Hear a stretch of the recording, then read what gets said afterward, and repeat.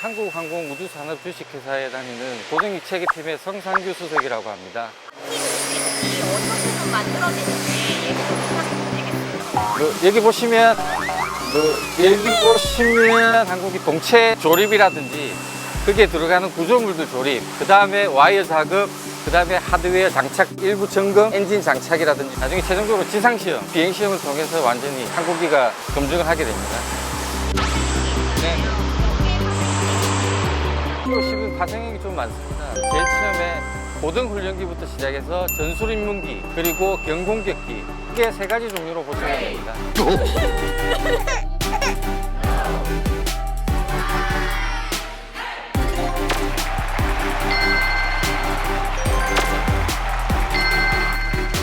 일단 T-50 같은 경우에는 초등훈련기, KT-1 계열 그보다 약간 더 상단계의 고등훈련으로 가기 위한 항공기들을 개발하는 거고요. 그거보다 더 업그레이드된 전술입문기는 레이더 장착이라든지 일부 무장들이 장착돼 있고, 포효공이라는 것은 경공격기, 이거는 완전한 무장, 레이더 그리고 자체 방어 시스템, 이런 부분들이 다 장착된 항공기라고 보시면 됩니다.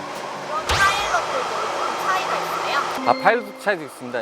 T-50은 T는 트레이너라 해가지고 온리 훈련 목적입니다. 예를 들면 무장 같은 건 거의 없다고 보시면 되고, 온리 자체 방어를 위한 건 시스템입니다. 기총 시스템 하나 달려있고 건 시스템입니다. 전술입문기인 TA-50은 트레이닝 앤드 어택이라 해가지고 경공격기 가기 전 단계입니다. 그건 레이더 정도, 그리고 일부 무장 정도, 건 정도에 달려있고, 최종적으로 공격기라면 자체 방어 시스템도 가지고 있어야 되고, 레이더로 이런 탐색도 해야 되고, 무장들도 조합이 T-50 전술입문기보다는 기본적인 것보다는 더 상세하고 좋은 무장이 달렸다고 보시면 됩니다. KT-1이라고 아시는가 모르겠는데 초등훈련기가 있습니다. 초등훈련기도 여기 공군부대에서 운영을 하고요. 일반적으로 공군사관학교를 졸업한 임용이 된 상태에서 KT-1 초등훈련기를 다음에 고등훈련기 T-50으로 이렇게 넘어가게 되어 있습니다. T-57이 제 라이벌들도 되게 많은데요. 네. 이 라이벌들의 특징도 좀 말씀해 주실 수 있어요? 대표적인 경쟁 기종이라고 보면 이탈리아 에어마키사의 M346이 있는데, 그 속도면에서 좀 틀리고요. 기동 측면에서도 약간 차이가 납니다. 속도도 M346 같은 경우에는 아음속, 초음속이 안 되고, T-50 같은 경우에는 초음속 항공기로서 조금 더 속도도 빠르고, 기동 측면에서도 빠르고, 고객 측면에서도 운용에 대한, 적에 대한 이런 방어 능력도 엄청 뛰어나다고 생각합니다. 예. 네, 선회 능력도 아주 우수하고, 회피 기능 이런 것도 아주 우수하다고 보시면 됩니다. 항공기 특성마다 약간 틀릴 수 있는데, 일단 항공기 속도가 빠르면 적에 대한 회피도 빠를 수가 있고, 거기에 대해 선회라든지 이런 기능들도 상당히 좀 높아집니다. 그런 기능들이. 구성 쪽에 많은 바이어들이 한번 어떻게 만들어지는지 들어올 것 같아요. 네네. 어떤 점을 들어보고 어떤 것을 여쭤보고 수출 예정 국가인 여러 나라에서도 조종사들도 와가지고 조종석에 타보고 평가 비행도 하는 경우도 있습니다. 보면 일단 조종사들이 저기 내부에 있는 칵핏이라고 하는데,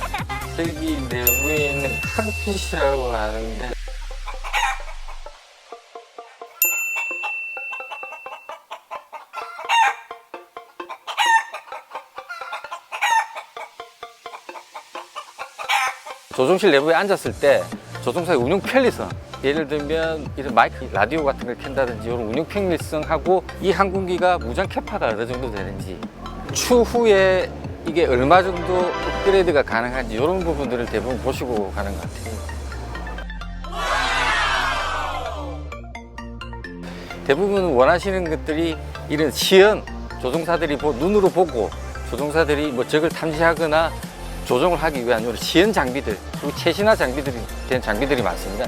지금 T-50 같은 경우에는 이런 터치 스크린 타입은 아닌데, 최신 항공기를 보면 다 이렇게